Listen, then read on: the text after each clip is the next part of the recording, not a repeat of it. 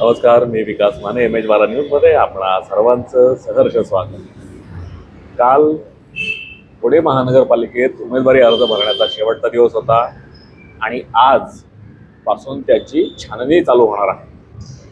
पुण्यात कधी नव्हे ते अभूतपूर्व गोंधळ हा पाहायला मिळाला. खरं तर फक्त पुण्यातच नव्हे तर संपूर्ण महाराष्ट्रात एक अनोखा गोंधळ हा उमेदवारी अर्ज भरताना पाहायला मिळाला. इच्छुक उमेदवारांनी आपापल्या पक्षाकडे उमेदवारीसाठी AB फॉर्म मागितले होते, पण सगळ्यात महत्त्वाचा प्रकार जो सगळ्या पक्षांनी हे करून घेतले, आपले बंडखोर थांबवण्यासाठी म्हणून गुपचूप उमेदवारी अर्ज ज्या एका उमेदवाराला दिला आणि बाकीचे बंडखोरांची शेवटच्या क्षणी धावपळ झाली.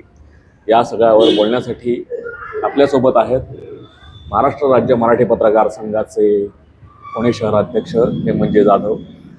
नमस्कार. या सगळ्या महाराष्ट्रातल्या या सगळ्या गोंधळाकडे तुमचं लक्ष होतं.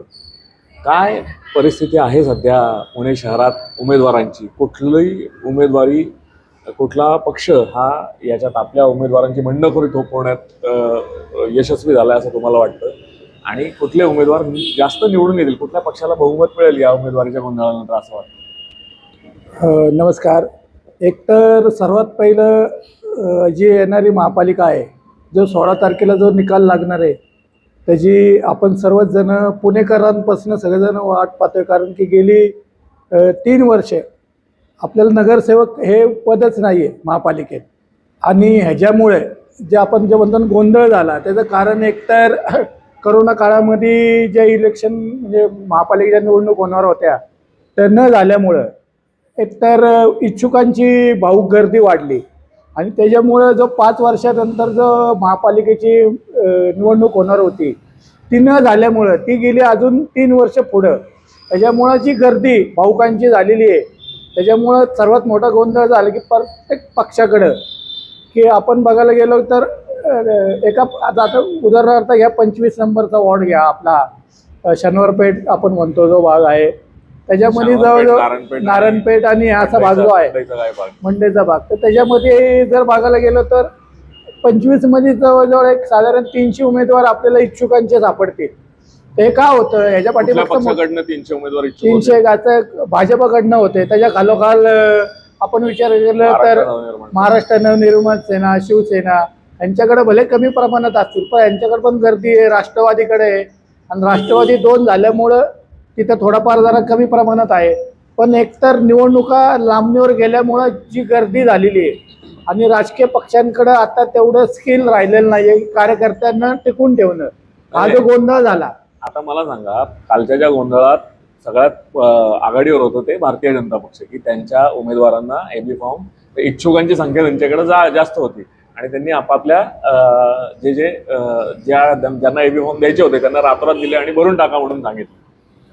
आणि ज्यांना AB फॉर्म मिळाले नाहीत अशांना त्यांनी चान्सच दिला नाही का की दुसऱ्या कुठल्या पक्षात जायला किंवा हे कळून द्यायला की आमचे उमेदवार कोण आहेत कोण नाहीत हे कळायला चान्सच दिला नाही. त्याच्यामुळे तो जो गोंधळ होता तो निर्माण झाला का?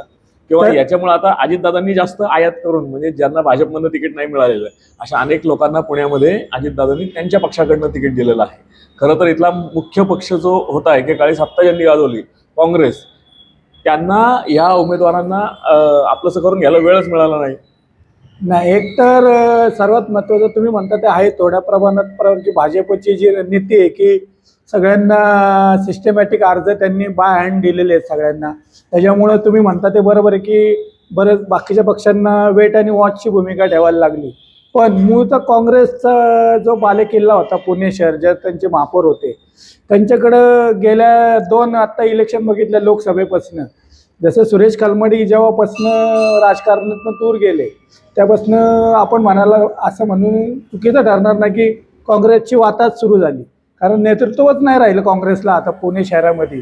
त्याच्यामुळं तुम्ही जे म्हणता की त्याच्याकडं दुसऱ्या पक्षांवर अवलंबून राहून त्यांना AB फॉर्म वाटण्यामध्ये उशीर झाला किंवा त्यांना उमेदवार त्या वॉर्डमध्ये मिळाले नाही, हेही बरोबर तेवढं सत्य असलं तरी भाजपकडं आता सध्या बाहेरनं आलेले उमेदवार जास्त असल्यामुळं आणि भाजपकडे त्यांनी नीती ठेवली की जो निवडून येईल अशाला सक्षम उमेदवाराला तिकीट द्यायचं, AB फॉर्म द्यायचा. भले मग तो पार्टीतला असू किंवा पार्टीतनं बाहेरनं आलेला असू. त्याच्यामुळं जे काय आपण म्हणतो आत्ताच्या ह्याच्यात की भाजप यांच्यापेक्षा एक पाऊल पुढे आहे आत्ताच्या ह्याच्यात. नाही, पण याच्यात एकच मला सांगा की तुम्ही म्हणताय त्याप्रमाणे बाहेरच्या आलेल्या उमेदवारांना भाजपने तिकीट दिलं आणि त्यांच्या मुख्य कार्यकर्त्यांनी दिलं नाही. मग हे जे कार्यकर्ते आहेत की जे ह्याच्यासाठी इच्छुक होते ते आता या बाहेरून आलेल्या उमेदवाराचं काम करतील का, किंवा त्या प्रमाणात भाजपला त्याचा म्हणजे जे काय कोण राष्ट्रवादीमधनं आता उमेदवार काय असं आहे आता राष्ट्रवादीत आहे, त्याला भाजपने आयात केलं आणि त्यांना भाजपमधनं तिकीट दिलं, तर तो ना आता राष्ट्रवादीतले कार्यकर्ते काम करणार नाहीत कारण तो राष्ट्रवादी सोडून गेलाय.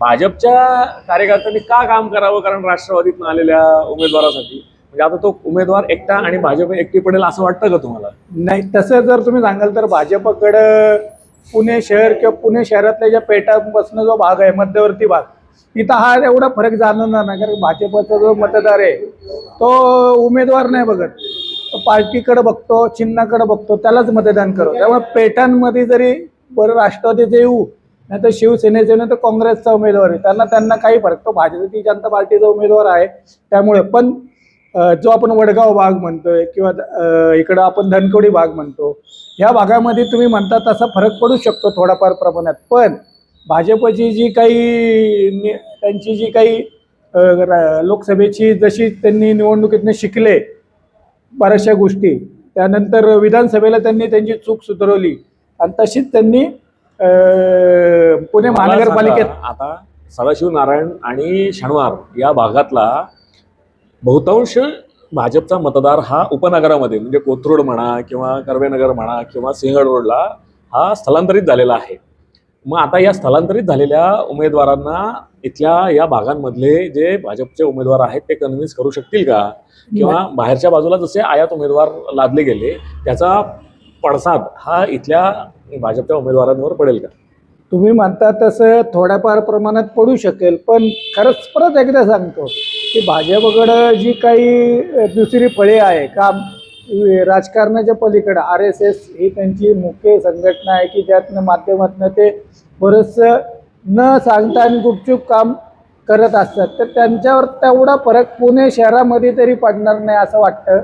पण जसं तुम्ही म्हणता, पण आता काही इच्छुकांची गर्दी जास्त असल्यामुळं ह्याच्यामध्ये आपण बघू शकतो आता प्रचाराचा वेग कसा होऊ शकतो आणि उमेदवार स्वतः किती सक्षम आहे त्याच्यावर ह्या बऱ्याचशा गोष्टी आपल्याला थोड्या 8-10 दिवसात अंदाज येईल या बाबतीत. आता परत एक प्रश्न अनुत्तरित राहिला की राष्ट्रीय स्वयंसेवक संघ ही जी मूळ संस्था आहे की ज्याच्यावर भाजपची भिस्त आहे, पण राष्ट्रीय स्वयंसेवक संघाच्या मुशीत घडलेल्या समजा स्वयंसेवकांना तिकिटासाठी अपेक्षित होते आता जी ज्यांना तिकीट मिळालं पाहिजे होतं, उदाहरणार्थ उपनगरातली काही जागा ज्या होत्या कोथरूड सारखा मतदारसंघ जिथं अचानक शिवसेनेतनं पृथ्वीराज सुतार यांना आयात करून घेतलं आणि तिथल्या इच्छुक राष्ट्रीय स्वयंसेवक संघाच्या उमेदवारांची तिकीटं कापली गेली.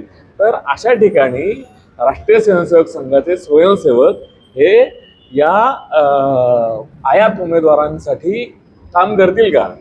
नाही, तुम्ही जरी म्हणत असलेल तरी खरं सांगू का, जो RSSचा असतो आणि तुम्हाला माहिती RSS हे भाजपची बी टीम असल्यामुळं तुम्ही जरी म्हणत असले की त्यांचं करणार का, तर 100 तुम्हाला 1% फक्त एखाद्या ठिकाणी ही घटना घडू शकते, पण 99% तिथं त्यांचा प्रचार करणार म्हणजे करणार.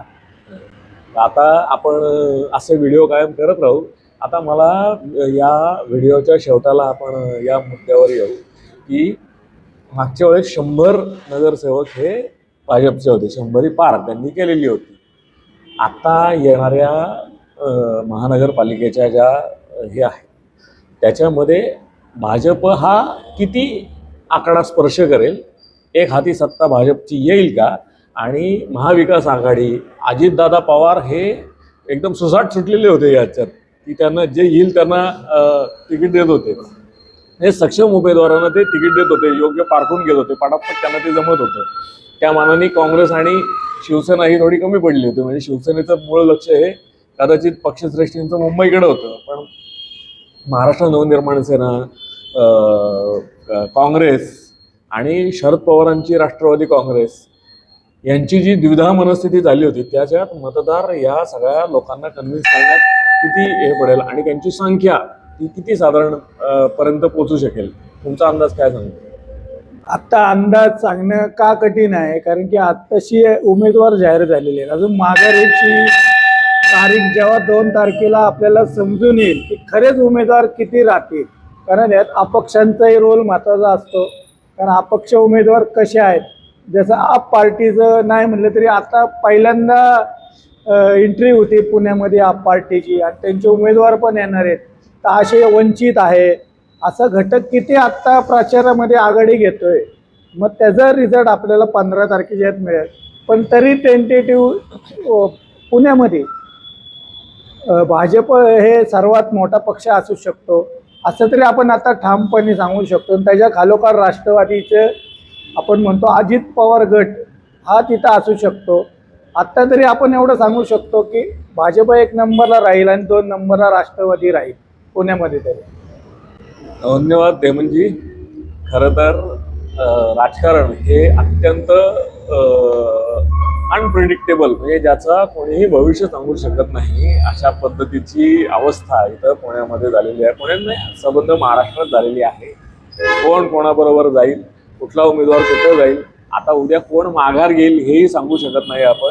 अशा ह्याच्यात पुणेकरांना मात्र एक लोकशाहीचा उत्सव म्हणला जायचा हा एकेकाळी, पण आता हा फक्त एक विनोदाचा किंवा आनंद काय म्हणतो आपण, एखादा सिनेमा बघावा किंवा एखादी सिरियल बघावी अशा तऱ्हेने लोक या निवडणुकीकडे आणि या उमेदवारांच्या वर्तणुकीकडे पाहत आहेत. कोण कोणाचा नाही याच्यात. आज एका पक्षातनं आलाय, दुसऱ्या पक्षातनं उमेदवारी घेतली, मुलगा एका पक्षात, वडील एका पक्षात, आई एका पक्षात, अशा परिस्थिती कधी नव्हे ते पुणेकरांनी अनुभवलेली आहे. असे अनेक व्हिडिओ आम्ही तुम्हाला दाखवत राहू. हा व्हिडिओ तुम्हाला आवडला तर नक्कीच शेअर करा आणि MH12 न्यूज हे आपलं यूट्यूब चॅनल सबस्क्राईब करा. धन्यवाद. धन्यवाद.